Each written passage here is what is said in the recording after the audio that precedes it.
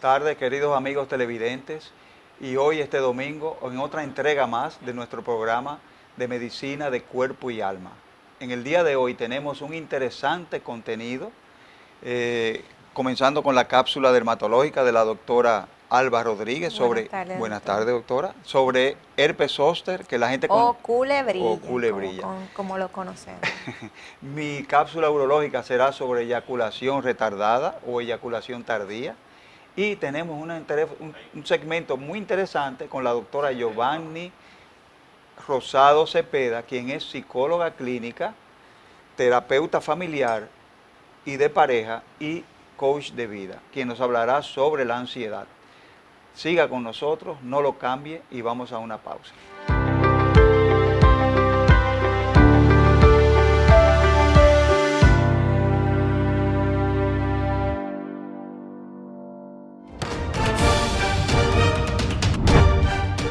La Cámara de Diputados aprobó la solicitud del presidente Luis Abinader de extender el estado de emergencia por otros 45 días para continuar enfrentando la pandemia de la COVID-19. Asimismo, fue aprobado en segunda lectura el Código Penal, que impone duras penas a la corrupción, delito electrónico, falsificación de bebidas, medicamentos y alimentos, entre otras. El presidente Alfredo Pacheco defendió la aprobación del proyecto, señalando que fue el resultado del aporte de distintos sectores y más de 11 sesiones del Pleno. Los diputados aprobaron también en primera lectura y a unanimidad el proyecto que regula la lengua de señas y el sistema de braille en República Dominicana.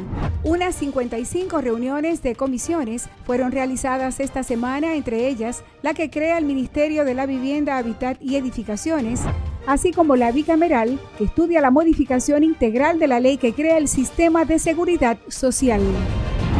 Cámara de Diputados de la República Dominicana. En Banreservas apoyamos la voluntad de quienes generan cambios para escribir nuevas historias. Por eso en 1979 nace el voluntariado Banreservas, que realiza acciones de sostenibilidad y solidaridad que mejoran la calidad de vida de miles de familias vulnerables, llevándoles dignidad y esperanza.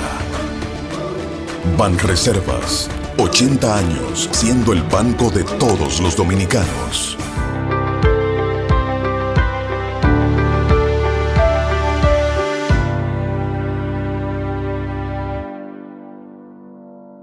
Aquí a su programa Medicina de Cuerpo y Alma, y en la tarde de hoy vamos a hablar en nuestro segmento dermatológico acerca de una enfermedad común que tenemos en nuestro país, y es el herpes zóster o culebrilla. El herpes zóster es una enfermedad viral producida por el mismo virus de la varicela. Nos enfermamos muchas veces cuando niños, y la Organización Mundial de la Salud refiere que el 98% de las personas padecen de ser portadores o haber sufrido del virus de la varicela. Realmente a veces las personas confunden la varicela con la viruela, pero la viruela se extinguió de la especie humana y la única manifestación por el virus de la viruela, que es el postvirus, lo que tenemos es molusco contagioso. Ya realmente la viruela no existe, pero la varicela sí sigue siendo una enfermedad común viral, tanto en niños, que es más frecuente. Sin embargo, cuando nos enfermamos del virus de la varicela, puede quedarse inactivo en nuestro cuerpo sin ningún problema, ya que, como sabemos, la varicela no repite. Pero si hay alguna situación durante la vida en donde el sistema inmunológico de nosotros baja, ya sea por un tratamiento, por alguna enfermedad inmunológica, por alguna situación de cáncer, de diabetes, de hipertensión, y el paciente se ve en un momento determinado con la presión baja, en vez de darle varicela, se le activa el virus y produce esta entidad que se llama herpes zóster. Entonces, nosotros vemos que aparece principalmente en la edad adulta, en hombres después de los 50 años, pero realmente también afecta a los niños, y lo hemos visto en los niños, aunque es más frecuente que aparezca en el adulto. Las manifestaciones del herpes zóster no es más que un salpullido de bolitas de agua que son dolorosas y que siguen un trayecto de un nervio. Como vemos en la imagen, en esta que vemos aquí, ese salpullido de bolitas que cuando se revientan forman postillas negruzcas y tienen una característica y es que son dolorosas. Las alergias no duelen. Cuando nosotros tenemos enfermedades dolorosas en piel, debemos de pensar que pudiera tratarse de un herpes. Son esas ampollitas que siguen una línea porque afectan un nervio. Entonces la gente le dice culebrilla porque parece como si fuera una culebra, pero realmente no es que tiene ninguna asociación con ningún animal, sino que parece como si fuera una culebrita. Existe en algo popular el mito de que si se juntan las culebras, la persona va a morir. Realmente es exageradamente raro que el herpes afecte dos nervios. Por eso es que nunca se van a juntar esa cabeza y el herpes, esta entidad suele ser benigna en el sentido de que no mata. La gente que se complican y muere por una complicación tiene que tener el sistema inmunológico muy, muy, muy bajo para presentar una complicación como una meningitis herpética, por herpes zóster, o otra cosa que lo lleve a la muerte. Pero realmente es una enfermedad autolimitada, ya a los 21 días el paciente está bien. O sea que eso de que si se juntan las culebras usted se va a morir, eso es un mito de la población. Cabe destacar que cuando puede afectar cualquier parte de la superficie de la cara, como vemos aquí, vamos a ver la siguiente imagen. Miren cómo sube ese brote de vesículas en el cuello, semejando como si fuera una culebrita. Seguimos con la otra imagen y vemos aquí ya en esta parte de la espalda, ya aquí lo que ha dejado es una mancha residual y entonces se ve como si fuera una culebra. Por eso es que la gente le dice culebrilla. Entonces, ¿qué vamos a hacer? El diagnóstico es clínico. Les recomendamos a toda persona que tenga algún brote de estas bolitas dolorosas acudir lo más pronto posible al dermatólogo, porque si el tratamiento no se instala en las primeras 72 horas, se va entonces a quedar con una de las complicaciones más difíciles de esta enfermedad, que es la neuralgia posherpética. El dolor se le queda latente. Por eso es que debe de acudir lo más pronto posible al dermatólogo a recibir el tratamiento. Se cura, debe estar en aislamiento, porque resulta que las personas que no le haya dado varicela y tengan culebrilla, tengan herpes zóster, van a transmitir el virus a los demás. Por eso debe el paciente tener una licencia médica o estar en aislamiento. Y cabe destacar que aunque usted se ensalme, obtenga sus creencias de que el ensalme cura y respetamos totalmente su forma de pensar, visite un dermatólogo para tratarse su culebrilla. Hasta aquí mi cápsula en la tarde de hoy. Seguimos luego de la pausa con el doctor Juan Carlos Estrella, que nos hablará acerca de la eyaculación retardada. Sigan con nosotros en Medicina del Cuerpo y Alma. En breve volvemos.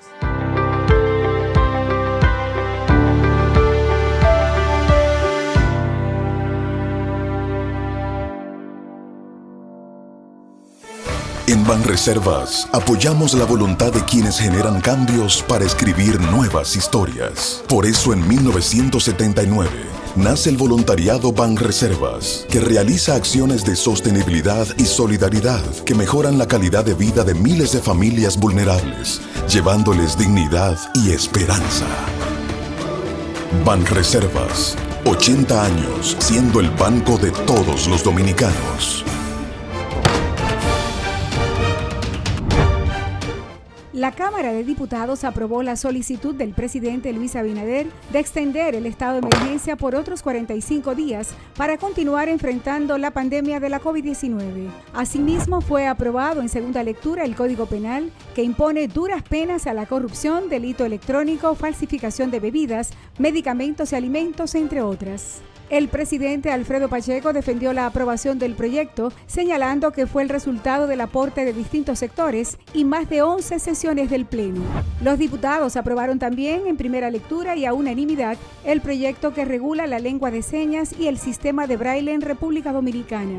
Unas 55 reuniones de comisiones fueron realizadas esta semana, entre ellas la que crea el Ministerio de la Vivienda, Hábitat y Edificaciones, así como la bicameral, que estudia la modificación integral de la ley que crea el sistema de seguridad social.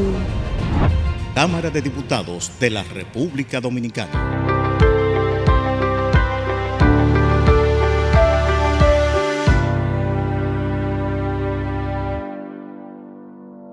Buenas tardes, y hoy tendremos nuestra cápsula urológica sobre eyaculación retardada o también llamada eyaculación tardía. Exactamente no está determinado un tiempo en el cual las personas del sexo masculino deben llegar a su orgasmo o a la eyaculación, pero se habla de algunos 4, 5, 6, hasta 7 minutos. Algunos eyaculadores tardíos llegan a presentar su orgasmo incluso 45 o 60 minutos, una hora después de haber iniciado la actividad. Es un poco menos frecuente. Hace unas semanas tuvimos nuestra cápsula acerca de la eyaculación precoz y es menos frecuente. Mientras la eyaculación precoz se puede presentar hasta en un 14, hasta un 17%, la eyaculación tardía o retardada puede presentarse hasta en un 7%. Es decir, que un 7% de los hombres en algún momento de su vida van a presentar eyaculación tardada o retardada o tardía. Ya les dije que cuando hablamos de la eyaculación precoz, tocamos el tema de la serotonina y de la dopamina. Las personas con poca serotonina tienden a ser eyaculadores precoces, es decir, que la serotonina controla la eyaculación y por otro lado, la dopamina es permisiva, ayuda a la eyaculación. Tenemos dos neurotransmisores, uno que inhibe o retrasa la eyaculación y el otro que facilita o permite o facilita la eyaculación. Por otro lado, la testosterona se ha visto que aumenta la concentración de dopamina y serotonina en el cerebro. Las causas tienen un fuerte componente psicológico. Es decir, que cuando estamos frente a un paciente con eyaculación tardía, tenemos que a veces necesitar terapia psicológica o psiquiátrica porque tienen un fuerte componente psicológico. Las causas también orgánicas se deben principalmente a personas que están en tratamiento con inhibidores de la recaptación de la serotonina, en las que se procura aumentar la serotonina por algún trastorno mental. Entonces, en estos pacientes se produce un efecto secundario del medicamento, que es el retraso en la eyaculación. Las causas también puede ser un síntoma de la depresión, puede ser un síntoma de apnea del sueño, pueden ser también problemas religiosos, culturales, psicológicos, en la educación de tipo tabú o masturbación excesiva, uso de pornografía excesiva, lesiones pélvicas traumáticas por accidente o congénitas o por cirugías anteriores, tipo adenotomías retroperitoneales, cirugías previas de próstata donde ha habido una desnervación pélvica, en algunos hombres con esclerosis múltiple y diabetes con neuropatía periférica. También puede existir una ansiedad anticipada, es decir, que el paciente se siente ansioso mucho tiempo antes de ir a tener la relación. Otro síntoma que se habla, otra causa, es el complejo del espectador, en que el paciente se ve como una tercera persona y no es como un miembro de la pareja. Entonces, el paciente debe tener una participación de full mind, de mente completa, cuando se embarca en la relación sexual. La eyaculación tardía se divide en primaria, cuando ha sido de por siempre, o secundaria, cuando adquirida, cuando se produce después de haber tenido un tiempo con eyaculación normal. Les he dicho que más o menos el 7-8% de los hombres en algún momento de su vida pueden padecer de eyaculación tardía. También se divide la eyaculación tardía en generalizada o circunstancial. La eyaculación generalizada es que se produce siempre, no importa la pareja, no importa el tipo de actividad sexual en la que esté inmiscuida el hombre, siempre presenta una eyaculación retardada. Y la circunstancial son pacientes que, dependiendo de una pareja o dependiendo de cierto tipo de actividad sexual, entonces pueden presentar o no una eyaculación retardada. En cuanto al diagnóstico, bueno, es sumamente sencillo y fácil y está basado en la historia clínica y es lo que el paciente presenta desde el mismo momento. El tratamiento se basa una parte de apoyo psicológico y una parte puede ser medicamentosa. Se tiene que buscar apoyo psicológico, tanto la pareja como la persona, y tenemos medicamentos que son los medicamentos que se usan para tratar el Parkinson, como la prostigmina, la dopamina, la mantanida, la L-dopa, que ayudan, porque aumentan la concentración de dopamina, ayudan a la eyaculación. Se ha hablado del bupropión, de la buspirona, de la yoimbina, de la ciproheptadina y de otros fármacos que no mencionaremos. Debemos recordar que la eyaculación es un trastorno que pertenece y es regulado por el sistema simpático y la erección regulado por el sistema parasimpático. Debemos tratar al paciente conjuntamente con ayuda psicológica. Le exhortamos a que prosiga con nosotros en Medicina de Cuerpo y Alma y la siguiente sección con la licenciada Giovanni Rosado Cepeda, psicóloga clínica, quien nos disertará sobre la ansiedad. No la cambie, siga con nosotros.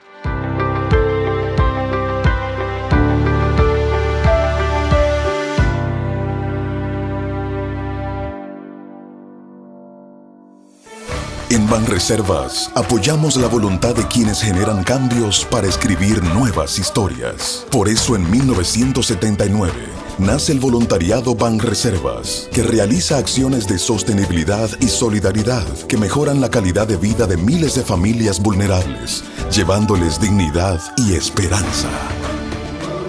Banreservas, 80 años siendo el banco de todos los dominicanos.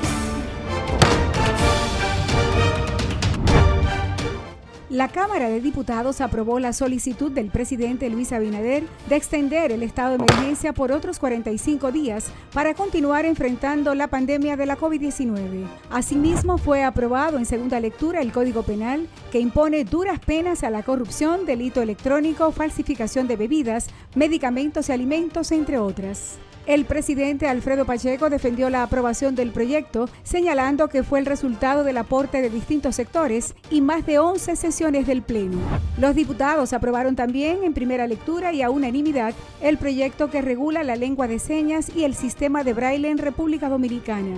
Unas 55 reuniones de comisiones fueron realizadas esta semana, entre ellas la que crea el Ministerio de la Vivienda, Hábitat y Edificaciones, así como la bicameral, que estudia la modificación integral de la ley que crea el sistema de seguridad social. Cámara de Diputados de la República Dominicana.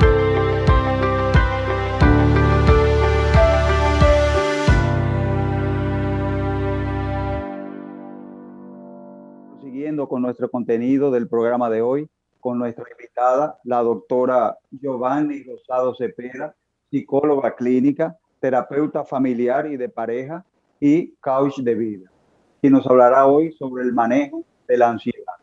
Buenas tardes, doctora. Buenas tardes, doctora. Buenas tardes.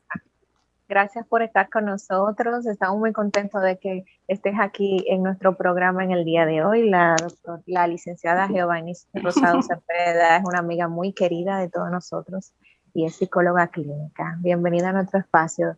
¿Cómo te sientes? Estoy muy bien, muy bien. Muchísimas gracias por invitarme, Alba, Juan Carlos, gracias. Sí, hoy vamos a hablar de un tema que yo creo que en este tiempo, ¿verdad?, ha cobrado mucha importancia. O sea, siempre ha sido un tema muy presente en la población, pero ahora con esto de la pandemia, pues además cobra más importancia, que bueno, el tema de la ansiedad. Claro. Nosotros, Giovanni, siempre hemos escuchado en la población decir, fulano o fulana sufre de los nervios o tiene trastorno nervioso. ¿Sería ese el término acuñado para aquel que sufre de la ansiedad? Tú sabes que todos todos, de alguna manera, padecemos de ansiedad en algún momento. O sea, la ansiedad es una emoción. La ansiedad es adaptativa, porque la ansiedad lo que nos viene a decir a nosotros es, mira, es una alerta. ¿Ves? ¿Para qué? Para que tú puedas inferir que puede haber un peligro. Entonces te da una alerta ¿para qué? Para que tú puedas sobrevivir. O sea, ¿qué es lo que pasa? Que cuando eso se vuelve muy, vamos a decir que exagerado ante el estímulo o ante lo que pudiera realmente venir, entonces estamos hablando ya de un trastorno. ¿Te das cuenta? Pero en realidad la ansiedad todos en algún momento padecemos o tenemos algunos niveles de ansiedad. Eso pasa. Y sí, para responder más puntualmente lo que me preguntaste, claro, comúnmente la gente dice, bueno, esta persona es nerviosa y usan un término también muy psicológico que es, y psicoanalítico, que es neurosis. O sea, es neurótico, esta persona es neurótica, o sea, porque está en ese polo, ¿verdad? Y lo muestra teniendo conductas muy, vamos a decir que exageradas ante situaciones que no lo ameritan. Esa neurosis que usted se refiere, licenciada Rosado, se puede catalogar como el borderline personalidad de límite, borderline personality. No, el borderline o trastorno límite de la personalidad es, te digo, es diferente.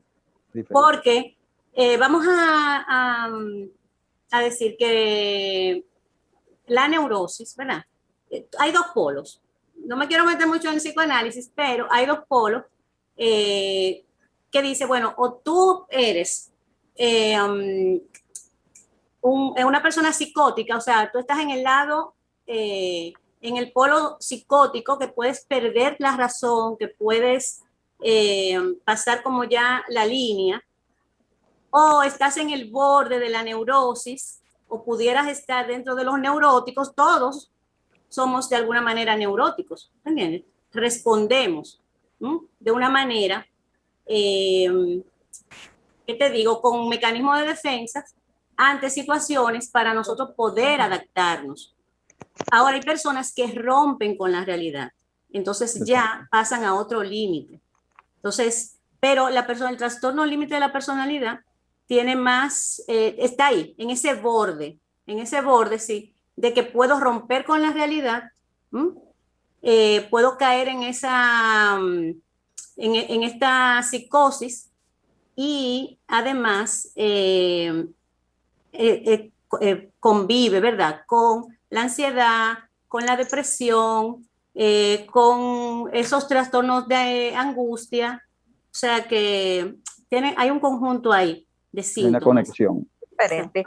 Giovanni, y en el caso de cuándo nosotros manifestamos que siendo la ansiedad una emoción natural de cada quien, ¿qué manifiesta una gente una persona que ha desarrollado un trastorno de ansiedad, que ya la ansiedad se ha convertido en un problema? Sí. ¿Qué síntomas puede presentar un individuo que tiene trastorno de ansiedad y tal vez ni siquiera lo sabe? Fíjate, el trastorno de ansiedad generalizada, que es ya el trastorno, ¿verdad? Es como te decía al principio, bueno, es como que ya yo me estoy preocupando de más por todo lo laboral, por todo lo cotidiano, porque tengo pensamientos catastróficos, porque siento que algo malo va a suceder, o sea, todo el tiempo siento angustia, clínicamente podríamos decir que una persona incluso puede tener efectos físicos, por ejemplo, taquicardias, malestar estomacal, mareos, sudoración, o sea, un sinnúmero de síntomas físicos que se unen ya a este trastorno y que me dice a mí que ya debo entonces buscar esa ayuda médica, psiquiátrica, y psicológica. Cuando yo, por ejemplo, yo tengo muchos pacientes y he tratado con pacientes que han estado medicados o que yo he detectado inicialmente que necesitan la evaluación psiquiátrica.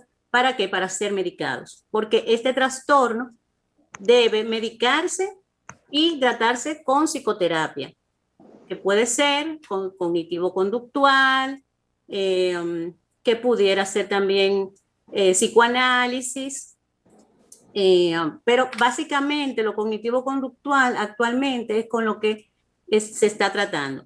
Pero aquí hay un punto muy importante que yo no quiero, que para mí es como lo importante al momento de tratar este tema o tener un paciente, ¿verdad? Que que padece de estos síntomas. Porque siempre es bueno decir, siempre me gusta decir que padece de estos síntomas, que se comporta de determinada manera, no que es, porque no podemos etiquetar a una persona diciendo es esto. No, tú eres una persona y te puedes en un momento determinado de tu vida comportar de una determinada manera, padecer de algún tipo de trastorno, de algún tipo de enfermedad, que también vale decir, no importa, la gente tiene un estigma acerca de lo que son las enfermedades psiquiátricas, ¿sí? Como si fuese algo negativo, si fuera, no. Exacto. No, es lo mismo. Tú sufres, tú eres diabético, te tienes que medicar todos los días. Eres diabético. ¿Cuál es el problema? Tú eres hipertenso, te tienes que tomar tu pastilla todos los días. Bueno, si tú sufres de depresión porque hay niveles, o de ansiedad, porque hay niveles de serotonina en tu cerebro, neurotransmisores que no se están produciendo de manera adecuada, tienes que nivelarlo. Es algo físico. Claro. ¿Te das cuenta? O sea, no es que voluntad, no es que yo soy neurótico, loco. No es que yo soy loco, no es que... No. Es parte, es una enfermedad como cualquier otra enfermedad.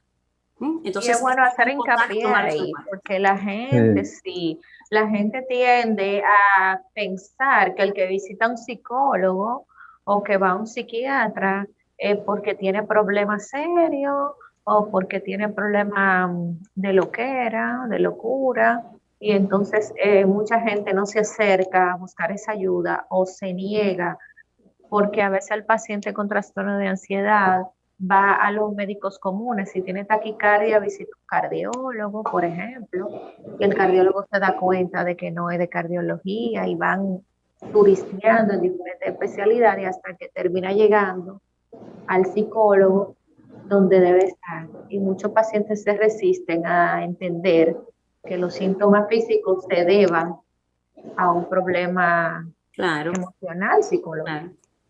Es que de hecho, te voy a decir, las enfermedades psicosomáticas, que son enfermedades porque están en el cuerpo, en el soma, ¿verdad? Pero que se han producido de alguna manera por una situación psicológica.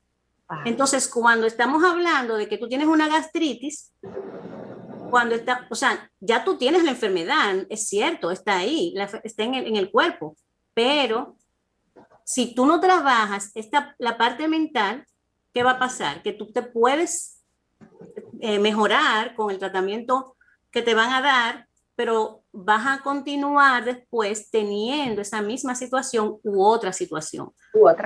Exactamente. Entonces, el tema con la ansiedad es aquí, que le decía ahorita, bueno, lo importante aquí es que tú puedas reconocer que esto está. Yo tengo un caso de una paciente que estaba siendo tratada por su médico, él me la refirió para la psicoterapia, y nosotros trabajamos para desmontar incluso el tratamiento. O sea, llegó un momento que porque la persona no quería estar medicada por siempre, pero inicialmente tenía que hacerlo. Empezamos a trabajar y déjame decirte que durante un tiempo, o sea, después de un tiempo, esta persona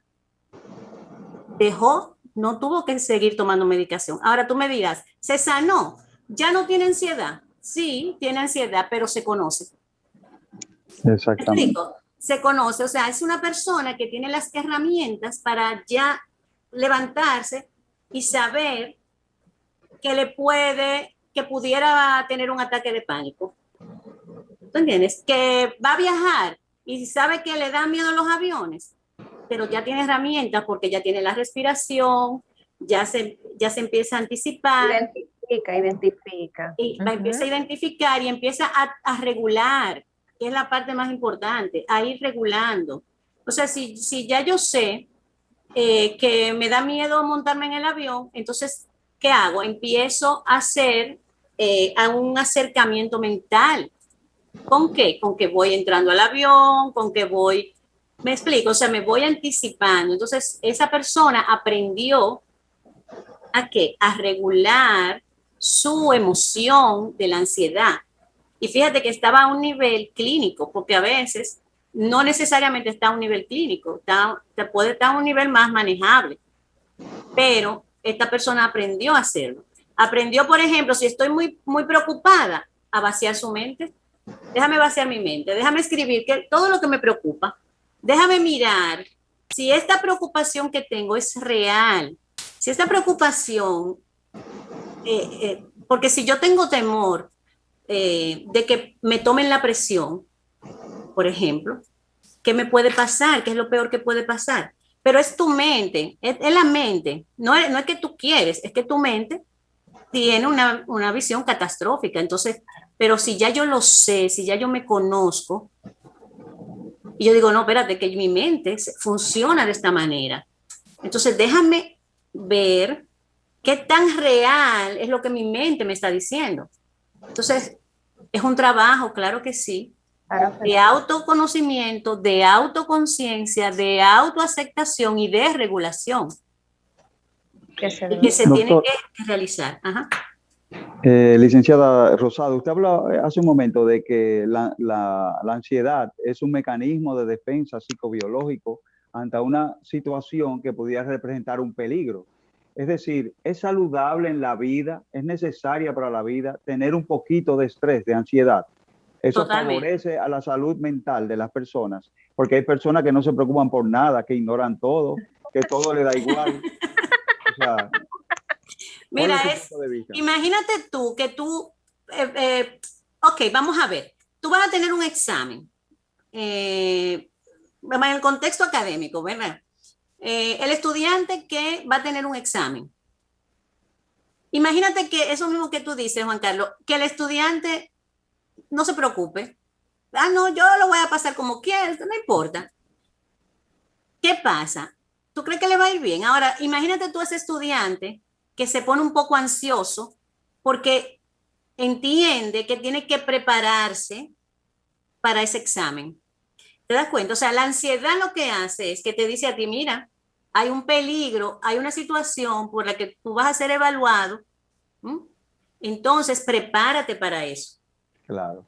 ¿Ves? O sea, es alerta, es como ese semáforo, ¿verdad? Entonces tú dices, no, vamos a decir, ahora se me ocurre decir que es como ese semáforo amarillo, que te dice a ti, se va a poner rojo y tú vas reduciendo velocidad. Exactamente. Ahora tú pudieras hacer lo contrario y decir, déjame ir más rápido. No, pero ahí es que está la diferencia cuando tú puedes regular y decir, no, déjame irme más despacio para no cruzarme en rojo.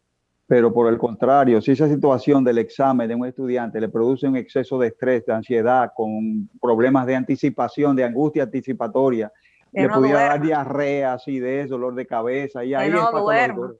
Que no duerma. Bueno, pero es exactamente, entonces es la otra parte, o sea, lo que te digo. Entonces, como que si yo tengo que regular, voy a regular lo que está sucediendo. Por ejemplo, el caso que te decía hace un momento, de esa paciente, tenía muchos ataques de pánico y ya ella podía ir identificando cuándo eso iba a suceder. Entonces, ¿qué hacíamos? Ok, cuando tú lo identificas y tú tienes conciencia de que esto viene, entonces, ¿qué tú haces?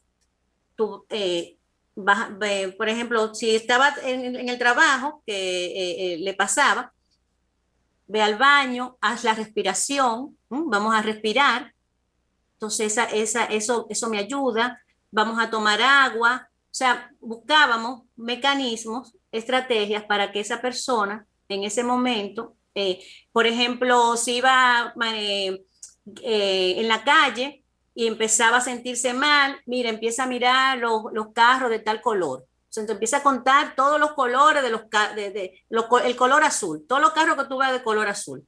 Porque es una manera de traerte aquí. Cuando tú haces eso, lo que tú estás diciendo es, mira, ponte en el presente, sal de la mente y ven aquí, conéctate con esta realidad. La realidad. ¿Te das Es muy cuenta? es muy bueno saber que existen estrategias que ayudan a mitigar y a salir de las crisis que pueden presentarse inclusive durante el día.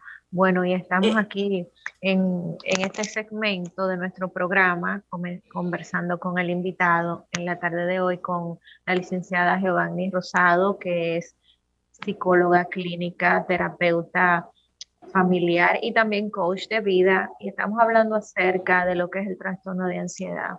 Vamos a una breve pausa comercial y dentro de unos minutos volvemos con esta interesante entrevista. Estamos aquí en breve.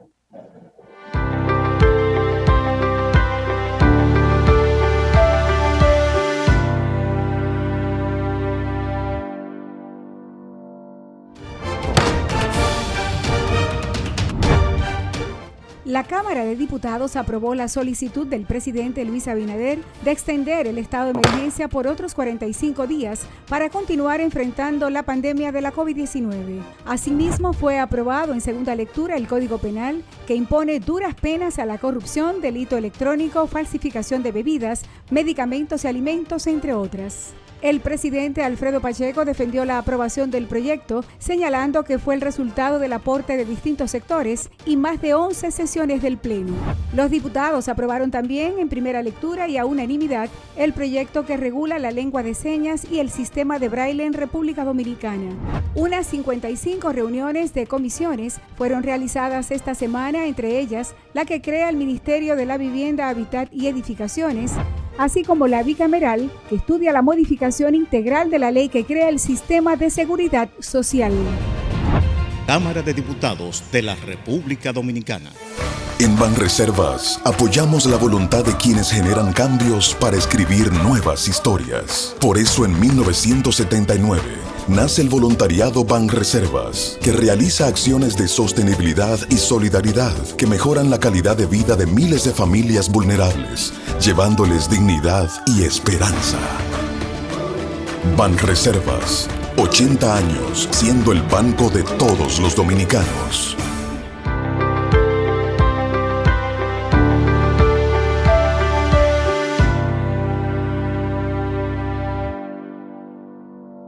Medicina del Cuerpo y Alma, y continuamos con nuestro conversatorio en la tarde de hoy con nuestra invitada, la licenciada Giovanni Rosado, quien es terapeuta familiar, psicóloga clínica, coach de vida, además de 20 años de ejercicio trabajando tanto con jóvenes, adolescentes y adultos, y estamos enriqueciéndonos en la tarde de hoy con sus conocimientos acerca de lo que es la ansiedad.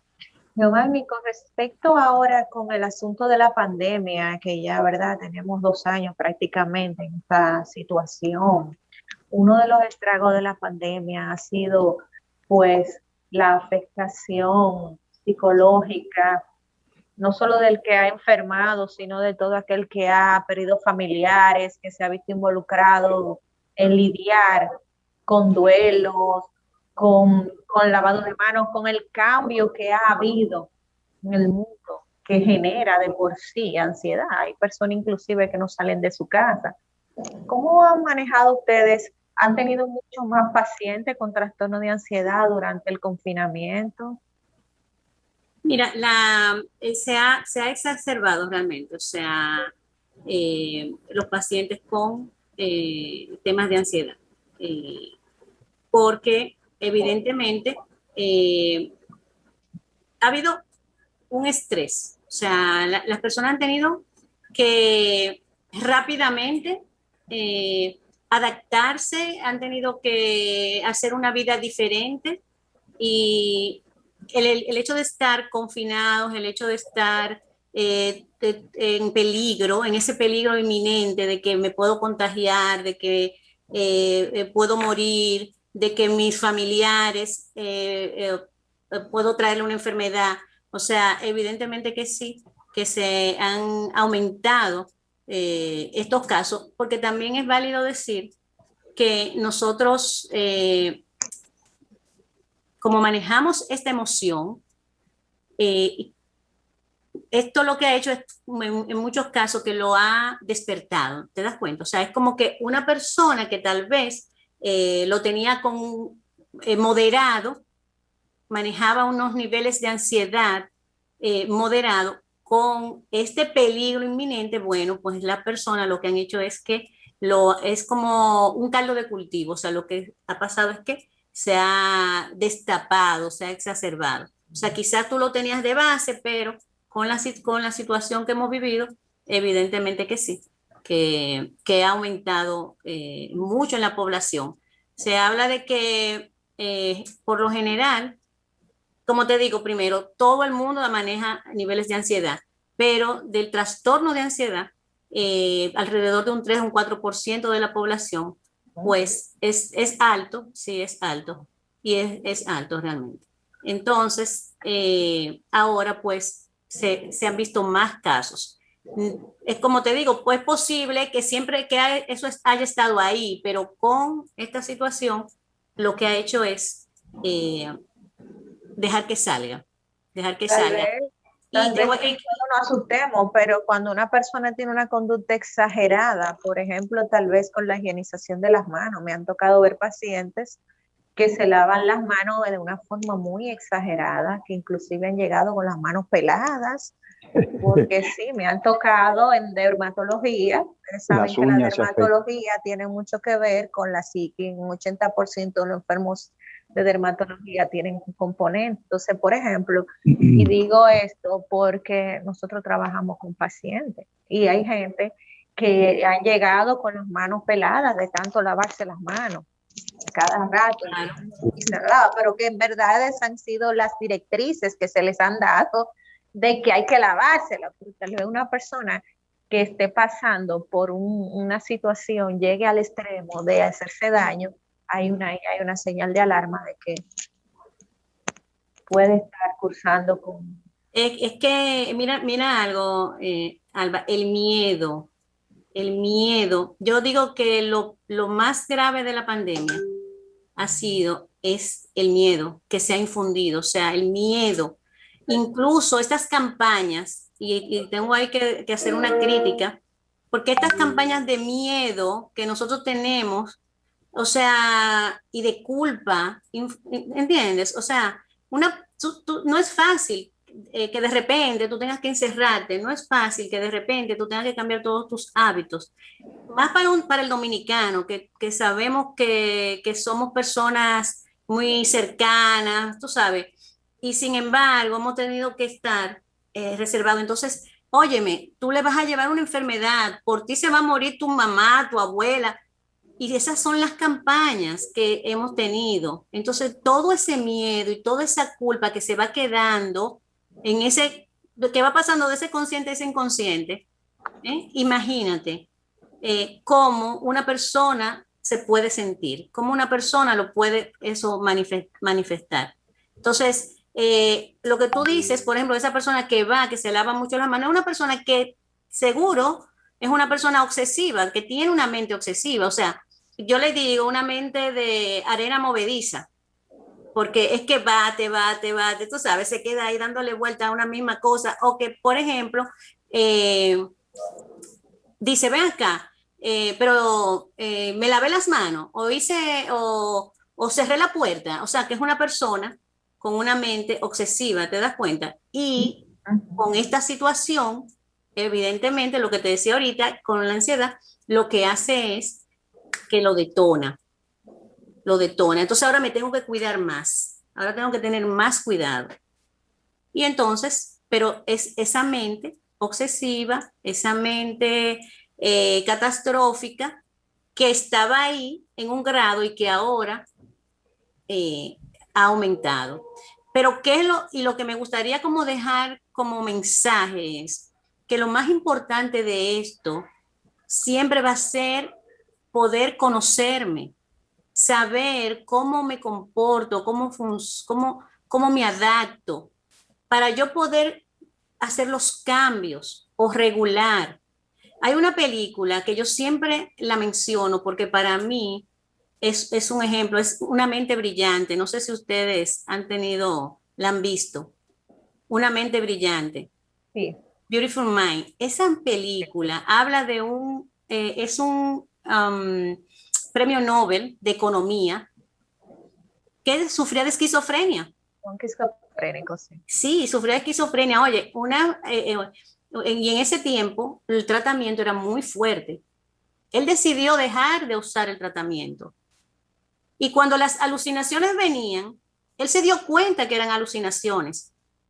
Y cuando las alucinaciones venían, él le decía, pero no, es que él siempre veía una niña, él decía, pero es que no creció la niña. Entonces, él identificaba las alucinaciones, dejó de tomar los medicamentos y cuando alguien se le acercaba, él le decía, le tocaba, tú eres una alucinación. Y él pudo vivir una vida relativamente normal, dando clase con su esposa, con su hija, sin la medicación. ¿Pero por qué? Porque podía identificar, podía estar en el aquí, en el ahora. Y entonces, al darse cuenta... La terapia ahí hago un paro, es bueno hacer la terapia en combinación. Por eso es que el médico de inicio debe ser un psicólogo, si uno va a hacer un referimiento, si uno identifica, para que el psicólogo sepa si lo va a mandar a psiquiatría y así. Es bueno eso.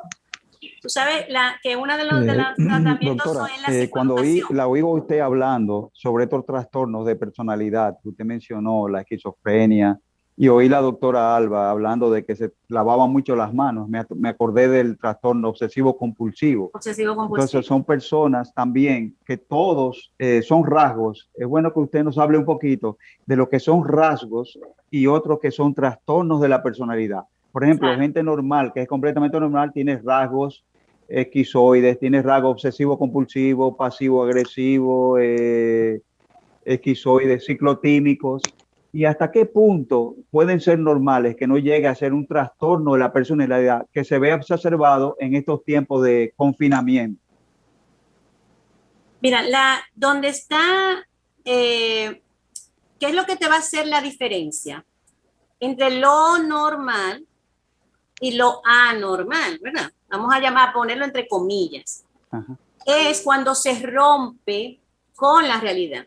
Cuando una persona rompe con la realidad, entonces estamos ya hablando de, vamos a decir que de un trastorno. Una patología. De una patología, exactamente, de una patología. Ahora bien, una persona puede convivir perfectamente con cualquiera de los trastornos que tú has mencionado, Juan Carlos. O sea, por ejemplo, Da Vinci, no, Da Vinci no, espérate, este pintor, Miguel Ángel, Dalí, tenía una personalidad esquizoide. Claro. ¿Ves? Entonces, perfectamente tú puedes convivir con cualquiera de estos trastornos siempre y cuando, como dice Alba, la doctora Alba, tú puedas tener un seguimiento. Puede ser medicamentoso cuando ya hay un desequilibrio y con la psicoeducación o con una buena psicoterapia. ¿Te das cuenta? Por ejemplo, un obsesivo compulsivo. Tú puedes tener rasgos. Por ejemplo, yo te puedo decir, yo entro a un sitio, yo veo un cuadro, ahora mismo estoy mirando y lo veo un poquito torcido, inmediatamente yo lo tengo que enderezar, porque mi mente inmediatamente lo capta. Eso es un rasgo obsesivo. Por ejemplo, un rasgo obsesivo es que tú organizas tu closet y tienes que poner tu closet por colores. ¿Eso es un rasgo obsesivo? No quiere decir que sea autista, y que porque el autista organiza. No, no, no, no, no, no, no. Pero te das cuenta, o sea, tú tienes una persona que tiene que tener todo organizado.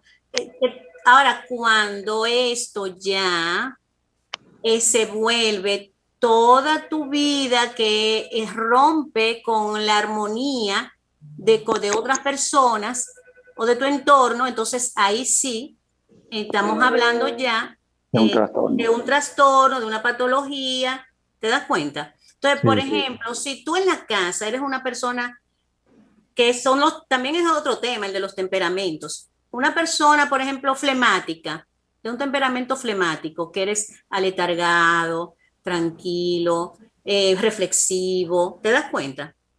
Sí. Eso es un trastorno. No, tú tienes una personalidad o tienes características de este tipo, un carácter. Ahora bien, si esta persona que tú la ves siempre tranquila, que siempre es reflexiva, de repente también tú ves que dura más tiempo aislada del que habitualmente lo hacía, exactamente, que deja, por ejemplo, que no come o que duerme más o duerme menos, o sea, tú notas, entonces tú dices, bueno, aquí puede estar desarrollándose algún tipo de trastorno, algún tipo de enfermedad con esta persona. O sea, podemos observar o auto-observarnos también. O sea, si yo me doy cuenta que yo tengo esa mente obsesiva, pero de repente me pasa como dice la doctora Alba, que me lavaba las manos 10 veces, ahora me la lavo 20, y yo me doy cuenta que estoy haciéndolo, tengo autoconciencia, entonces, ¿qué hago? Busco la ayuda. Buscar ayuda. Buscar la ayuda. ¿Qué le puede pasar a una persona que no se trate trastorno de ansiedad, doctora? ¿Qué complicación puede desarrollar esa persona?